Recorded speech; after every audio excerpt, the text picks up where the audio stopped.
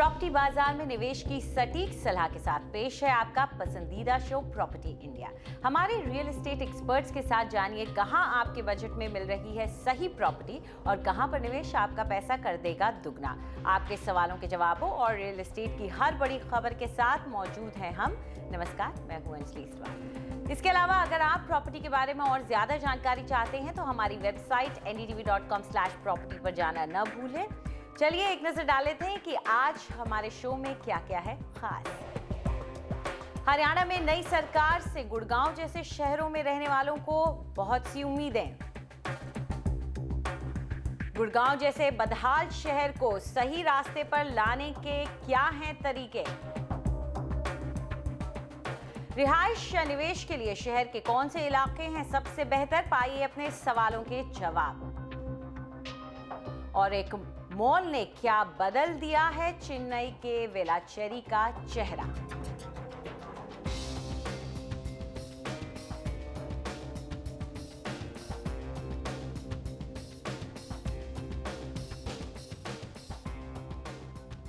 हरियाणा के लोगों ने वोट डालकर नई सरकार चुन ली और अब हरियाणा के पावर हाउस यानी गुड़गांव के लोगों में इस सरकार से लेकर कुछ उम्मीदें हैं।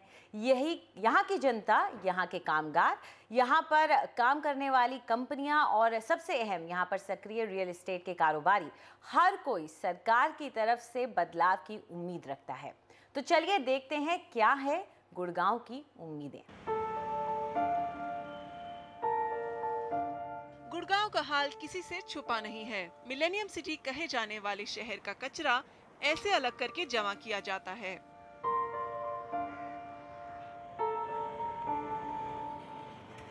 वहां पर रहने वाले कहते हैं कि शहर की सबसे बड़ी समस्या कचरे की सफाई है। रिहायशी इलाके कूड़े के ऐसे ढेर से भरे पड़े हैं।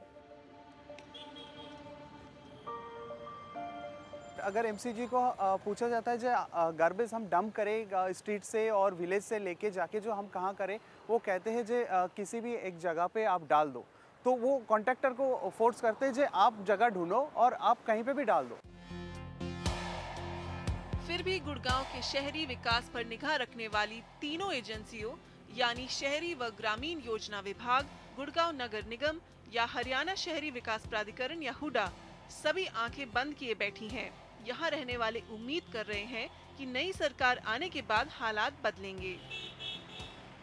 नंबर 1 जो कमी हमें नज़र आती है वो गवर्नेंस की कमी नज़र आती है।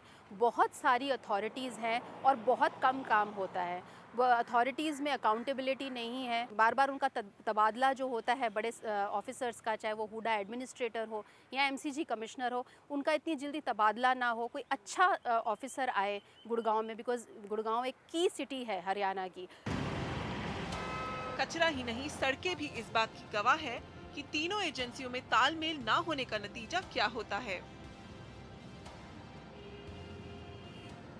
पिछले कुछ सालों से कानूनी उलझनों में फंसे द्वारका एक्सप्रेसवे के बनने का गुड़गांव वाले बेसब्री से इंतजार कर रहे हैं, क्योंकि इसके बनते ही वो सारे रिहायशी सेक्टर तक पहुंचा जा सकेगा जो फिलहाल पहुंच के बाहर है। हुडा अब तक इस प्रोजेक्ट के लिए जमीन नहीं जुटा पाया है और बिल्डरों से लेकर यहाँ रहने और काम करने वाले इस उम्मीद में हैं कि नया प्रशासन इस समस्या का जल्द ही हल निकालेगा।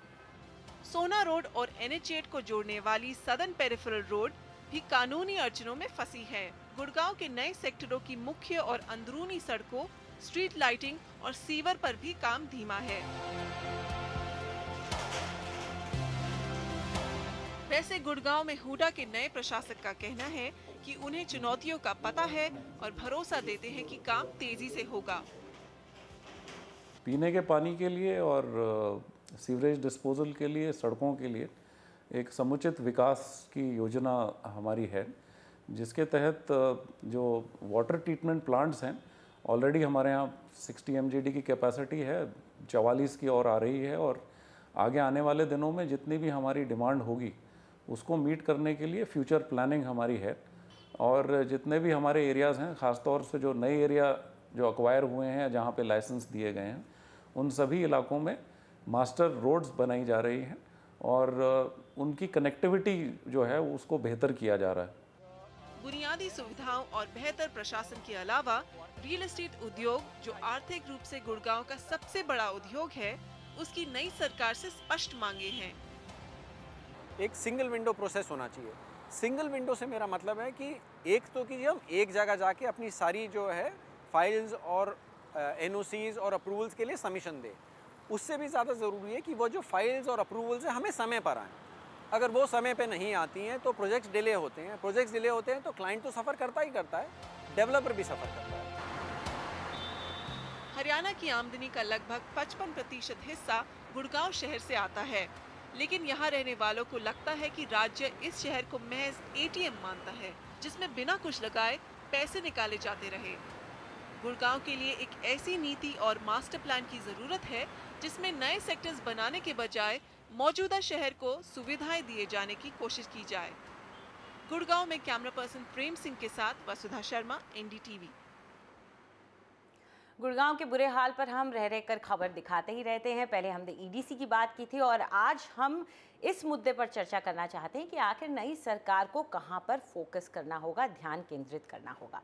इस पर चर्चा करने के लिए हमारे साथ मौजूद हैं कमलजीत सिंह, जो कि सीनियर वाइस प्रेसिडेंट सेल्स और मार्केटिंग हैं बेस्टेक के, और मुदस्सर जैदी, जो कि नेशनल डायरेक्टर हैं residential Knight Frank India private limited के। आप दोनों का हमारे साथ इस चर्चा में हिस्सा लेने के लिए शुक्रिया। तो सबसे पहले कमलजीत, आपसे शुरुआत करना चाहेंगे क्योंकि आप वहाँ पर सक्रिय हैं, वहाँ से आपका कारोबार चलता है। सबसे बड़ी दिक्कत जो आप लोगों को आती है गुड़गांव में, जो कि आप चाहते हैं कि सरकार उस पर कुछ ना कुछ कदम उठाए, वो कौन सी है? सबसे पहले तो बिकॉज हम डेवलपर हैं, हम कंस्ट्रक्शन कर रहे हैं अपने प्रोजेक्ट्स की, तो सबसे पहला मुद्दा जब हम प्रॉपर्टी कोई बेचते हैं, प्रोजेक्ट बेचते हैं, तो सबसे पहले काम शुरू होता है साइट पे। कंस्ट्रक्शन के लिए आज पानी की जो दिक्कत है वो हम जहाँ से गवर्नमेंट हमें मुहैया कराती है पानी, हम वहाँ से लेके आते हैं, उसको फ़िल्टर करते हैं, उसको फिर यूज़ करते हैं। पानी की सबसे बड़ी प्रॉब्लम है, जो कि मैं जैसे कहना चाह रहा हूँ कि सबसे पहले तो कंस्ट्रक्शन के पानी की प्रॉब्लम। एक बार चीज़ बन जाती है, तैयार हो जाती है, हम जैसे प्रोजेक्ट्स को हैंड ओवर कर देते हैं। हमने 4 या 5 ग्रुप हाउसिंग बेस्टेक ने हैंड ओवर कर दिए ऑलरेडी गुड़गांव में। तो वहाँ पे उसके बाद फिर पीने की पानी की थोड़ी सी समस्या रहती है, जहाँ पे कि हम चाहेंगे कि गवर्नमेंट शुड रिक्वेस्ट गवर्नमेंट के उसके अंदर अगर अपना फोकस करें कंस्ट्रक्शन के पानी के लिए और पीने के पानी के लिए, दोनों चीज़ों के लिए अगर उस चीज़ को कहीं ना कहीं किसी तरह से अगर मुहैया कराया जाए सही तरीके से, जहाँ पे कि कॉस्ट इफ़ेक्टिव हो डेवलपर के लिए भी और जो क्लाइंट यूज़ करें बाद में उनके लिए भी, तो सबसे पहले तो मैं उस चीज़ के ऊपर फोकस करना चाहूँगा। उसके बाद सेकेंड थिंग दैट इज़ कि हम लोगों को वहाँ पे जो लोकल कन्वेंस है गुड़गांव में या जो इंफ्रास्ट्रक्चर बना हुआ है, उसका इम्प्लीमेंटेशन शायद थोड़ा सा स्लो चल रहा है, जो भी गवर्नमेंट या बॉडीज़ कर रही हैं जी। अगर मास्टर प्लान के हिसाब से उसका इम्प्लीमेंटेशन और बेहतर तरीके से किया जाए या किसी एक बॉडी को रिस्पॉन्सिबल किया जाए कि आपको इसका ड्रेनेज का सिस्टम देखना है या वाटर का सिस्टम देखना है या ट्रैफिक का सिस्टम देखना है, तो अगर ये सब चीज़ें अपने आप में जो बेसिक चीज़ें हैं ठीक हो जाएंगी, तो कहीं ना कहीं जो एंड यूज़र है जो वहाँ रह रहा है गुड़गांव में, उसको बहुत ही ज़्यादा सुविधा मिलेगी जी। मुदस्सर, आप क्या मानते हैं? अक्सर हम ऐसा देखते हैं कि जिस इलाके में सुविधाएं अच्छी ना हो वहाँ के रेट्स भी अच्छे नहीं होते हैं, लेकिन गुड़गांव में ये जो इक्वेशन है ये काम नहीं करती है। तो क्या वजह है कि गुड़गांव में ये काम नहीं करता? वहाँ पे कोई फ़र्क नहीं पड़ता कि आपके घर के बाहर चाहे नाला बह रहा है या सड़कें नहीं हैं, लेकिन इलाकों के दाम फिर भी ऊँचे हैं। देखिए, गुड़गांव एक ऐसी जगह है जहाँ पर आदमी रहना इसलिए चाहता है कि वहाँ पर कामकाज है, वहाँ एक इस तरह के ड्राइवर्स हैं जिस तरह से वो रोज़गार मिलता है। वहाँ पर आदमी ट्रैवल नहीं करना चाहता है दूर दराज से और काम की जगह पर पहुँचे। तो इस वजह से एक तो इस वजह से कामकाज की वजह से वहाँ पर काफ़ी लोग रहना चाहते हैं। दूसरा ये कि गुड़गांव की जो रियल एस्टेट इंडस्ट्री रही है, इसमें काफ़ी हद तक इन्वेस्टर्स का योगदान रहा है और हमेशा इन्वेस्टर जो है वो आगे की सोचता है। वो वहाँ ख़ुद ज़रूरी नहीं है कि वो रहता है और आगे के एक्सपेक्टेशन के हिसाब से वो इन्वेस्ट करता है, निवेश करता है, और जिस वजह से प्राइसेस काफ़ी हद तक बढ़े थे।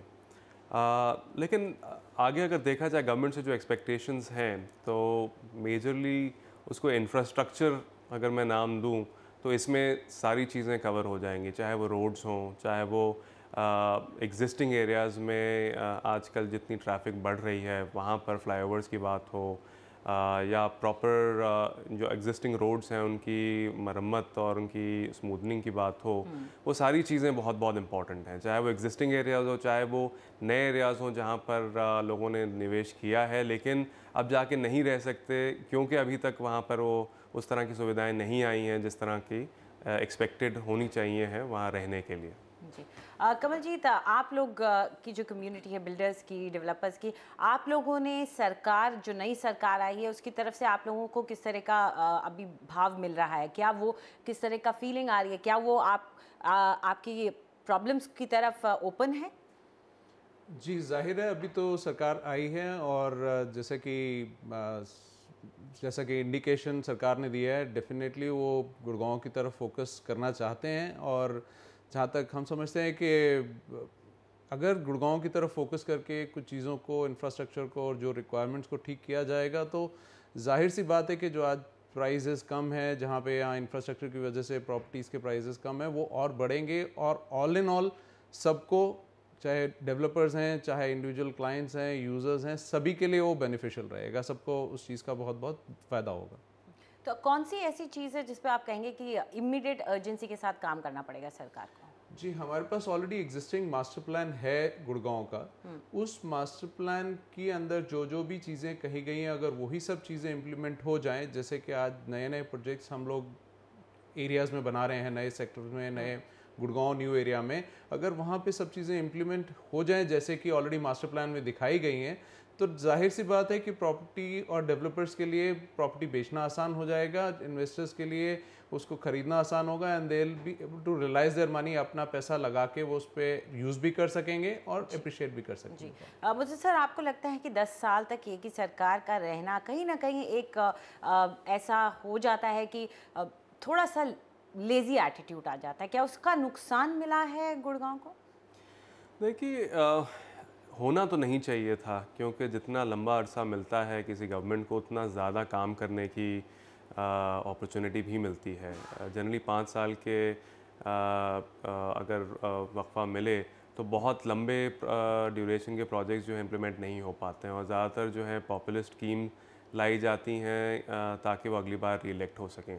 तो अपॉर्चुनिटी तो बड़ी अच्छी थी पिछली सरकार के पास के 10 साल में वो काफ़ी कुछ ऐसा इम्प्लीमेंट कर सके जो लॉन्ग टर्म विजन रखता हो। तो मेरे हिसाब से डेफिनेटली मौका अच्छा था। अगर ये सरकार भी अगर सिर्फ 5 साल नहीं बट लंबे अरसे के लिए रहती है तो एक लंबे टाइम की अगर सोच लाएं और लंबे ड्यूरेशन के प्रोजेक्ट्स लाएं जो प्रोएक्टिव हों, वो डेफिनेटली कहीं ज़्यादा बेहतर इफ़ेक्ट ला सकते हैं रियल एस्टेट इंडस्ट्री के लिए। कमलजीत, कई सड़कें जो हैं, बहुत अहम सड़कें जो कि रियल एस्टेट के नज़रिए से भी बहुत अहम है, उनमें लिटिगेशन, कानूनी लड़ाई की वजह से काफ़ी काम रुका हुआ है। तो उसको लेकर के सरकार की तरफ से आप, ज़ाहिर तौर पर कोर्ट का मामला है तो ज़्यादा नहीं कर सकते, लेकिन सरकार की तरफ से फिर भी आप कुछ कदम चाहेंगे? बिल्कुल जी।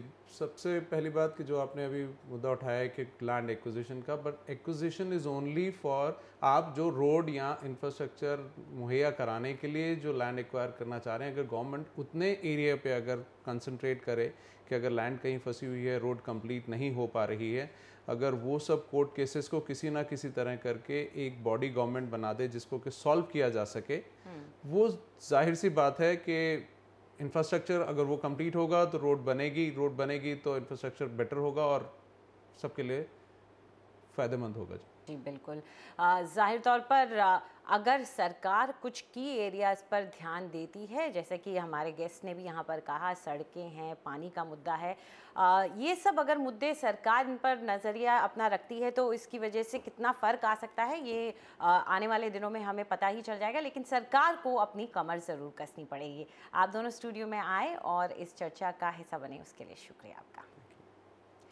फिलहाल वक्त है एक छोटे से ब्रेक का, लेकिन उसके बाद प्रॉपर्टी खरीदने और बेचने की आपकी सारी उलझनें हम सुलझाएंगे और आपके सवालों के जवाब देंगे।